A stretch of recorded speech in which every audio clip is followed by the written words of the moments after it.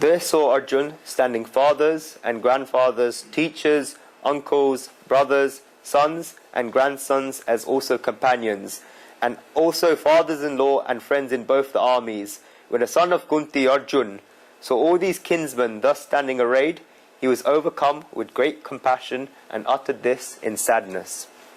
We must underline verses 27 and 28. Because look at this. Arjuna was overcome with compassion when his chariot was brought between the two armies. And even that after we saw all these people. Compare this to verse 20. Look back at verse 20 now. When Arjuna looked at the sons of Dhritarashtra and the flight of missiles started, he almost took up his bow. So that when it was the time to lift the weapons, Arjuna lifted up his bow and told Sri Krishna to take the chariot between the two armies. And now that his chariot is between the two armies, and Arjuna has seen his people in the opposite army, that's when, only after seeing his other people, did Arjuna get overcome with compassion. It wasn't because he was a coward, because he was scared at all. We explained last time the top footballers in the world, when they got asked the question, if you had the choice to take that penalty, top strikers, not defenders or midfielders, when you get the choice to take that sudden death penalty, would you do it?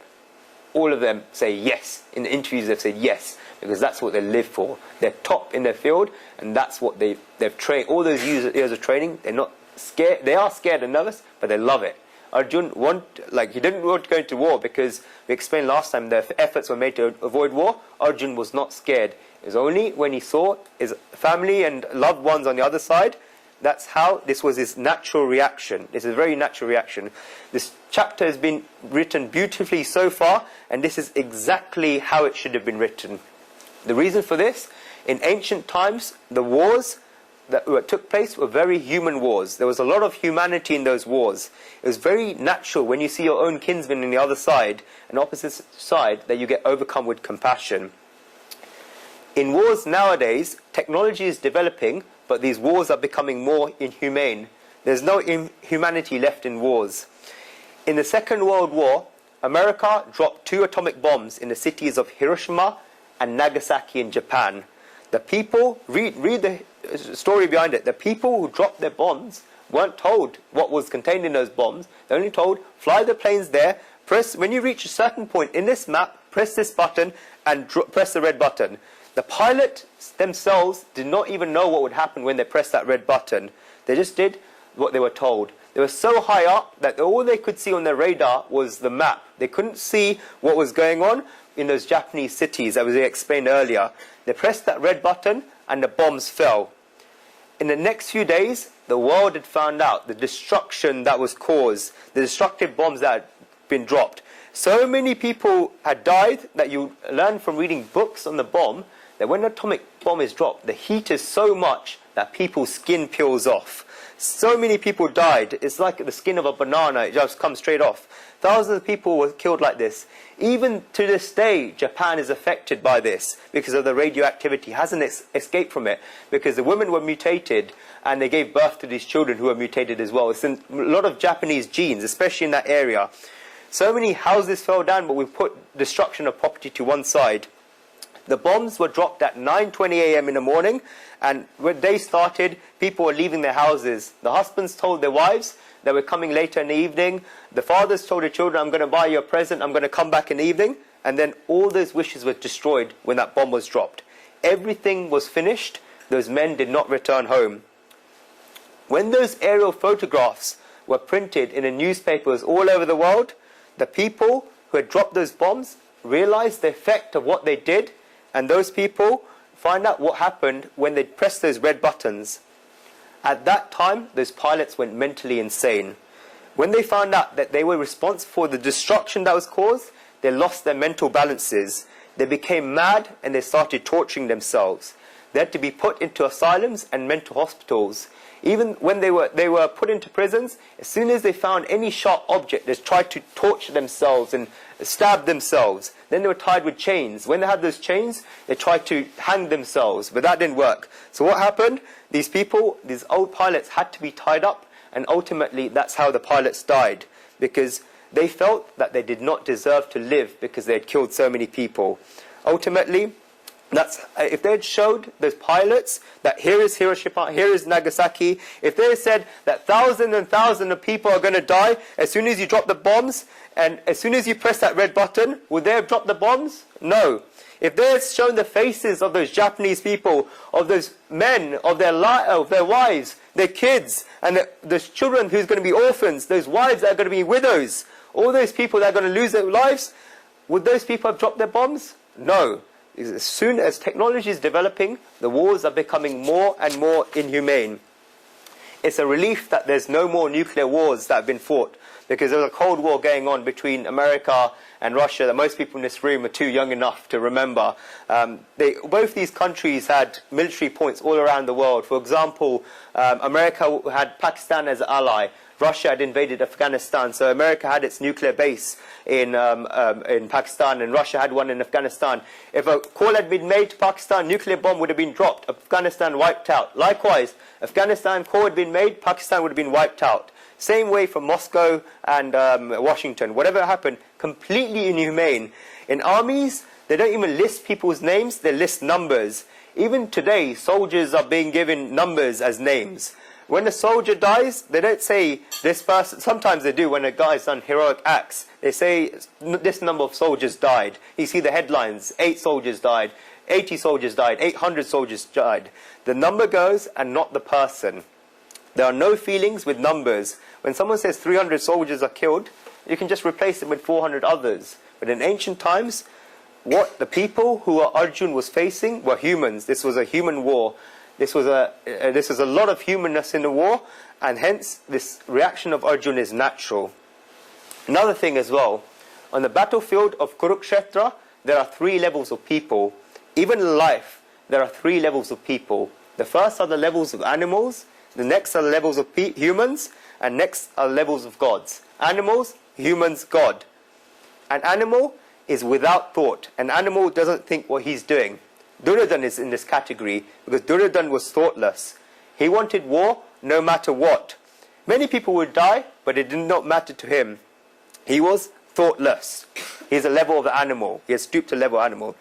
Arjuna was a human, and he was a representative of humankind. He is our representative. He's intelligent. He's sensitive. A human thinks because a human has feelings and emotions. A human thinks about whether he should fight. He thinks about whether he should kill these people, and even his own people, who he'd lived with up until now, who he had grown up with, and those people who he had formed relations with. How could he kill those people?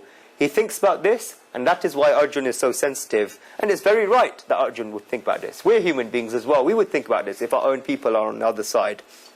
The third level is that of God, that of thought freeness. Not thoughtlessness, but thought freeness. Lord Krishna is at level. When we look at it, apparently, Duryodhana and Shri Krishna are having the exact same thoughts, because Duryodhana is thinking that he wants to fight, Arjuna is saying, I don't want to fight, and Shri Krishna is saying, you go and fight. These two, Duryodhana and Shri Krishna, are saying the exact same thing, but difference between the two are like chalk and cheese.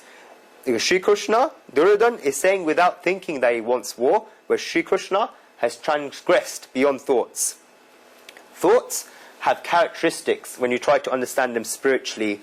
All the world's philosophers, they try to think first, and then they go beyond thoughts. They think, what are thoughts? Then they show, what are the characteristics of thoughts? Well, what do thoughts do? Thoughts show us the uselessness about any subject. They show us the futility of any subject. When you see something, and then you think about it, and as soon as you start thinking of it, it becomes futile. For example, let's say we're one big family. We're wondering where we want to go on holiday. Let's say I open up to the audience. You say, I want to go to India. Pranay will say, for example, I want to go to Australia. Hero will say, I want to go to Saudi Arabia. Utsav will say, I want to go to Dubai.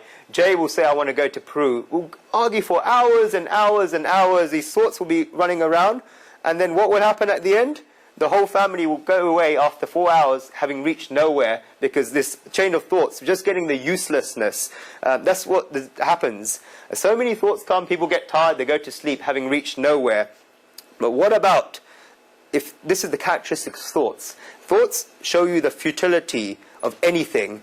Whereas if I had come back home and I had said, we're going to India.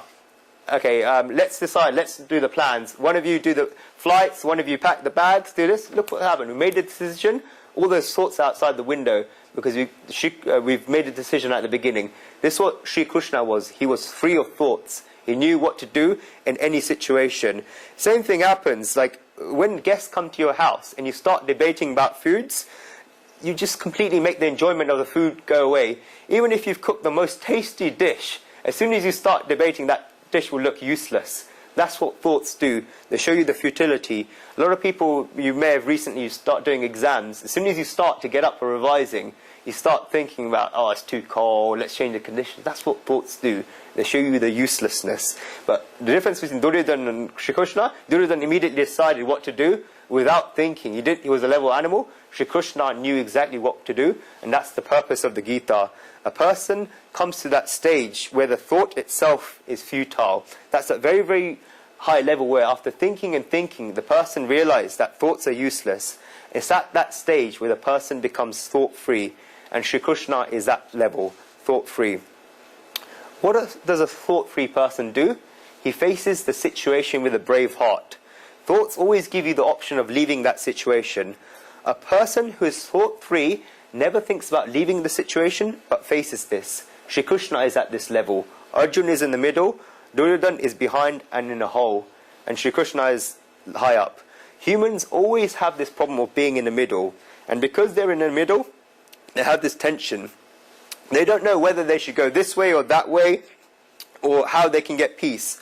A lot of people take the route of animals and get peace by getting drunk, taking drugs, getting angry. They completely lose their sensitivity. They become like animals. They get drunk and fall into the gutter to get peace. But that peace does not last. The reason for this is that when a person goes in the direction of an animal, he becomes degraded. And no human being likes becoming degraded.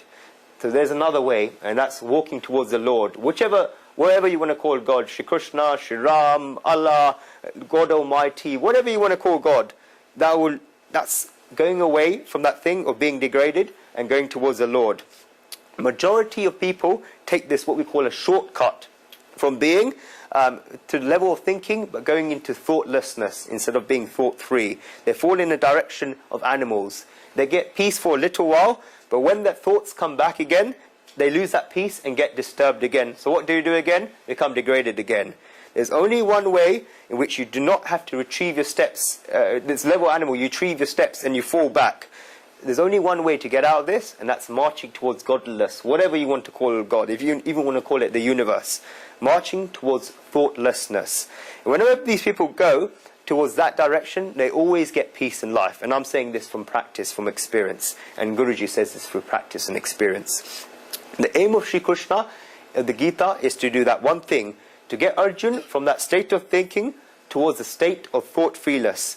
That's why the Gita is a book of psychology. Don't make the mistake. I said the first time, do not ever make the mistake. I said already, Gita is not a Hindu scripture, scripture for all humanity. It does not say anywhere in the Gita the word Hindu. And even then, throughout the entire Mahabharata, Sri Krishna is referred to Krishna Uvacha. In the Gita, it doesn't say Shri Krishna Uvacha. Shri Krishna said Shri Bhagavan Uvacha. God, whatever you want to call it. That's the difference. The Gita is not a religious book. Definition of religion in Latin is that which binds. Dharma doesn't bind. The Gita doesn't bind. Gita is not a religious book. It's a psychological book. Arjuna is overcome by compassion because of his thoughts, and he sees his own people on the other side facing him on the battlefield. The reason for this, elsewhere, is also the strength of the youth. He says exactly what Arjuna has seen in this verse. He sees people on the other side. He's overcome by compassion because he's seen his own kinsmen on the other side. Arjuna's going to come up with a web of arguments that's going to justify why he doesn't want to go into war. But the seed of these arguments he set forth that he's seen his own people. And who's given an excuse today? For example, they're late at work or something. Who's given any excuse? Okay, what was your excuse today? Well, I got to the train station and the train was late.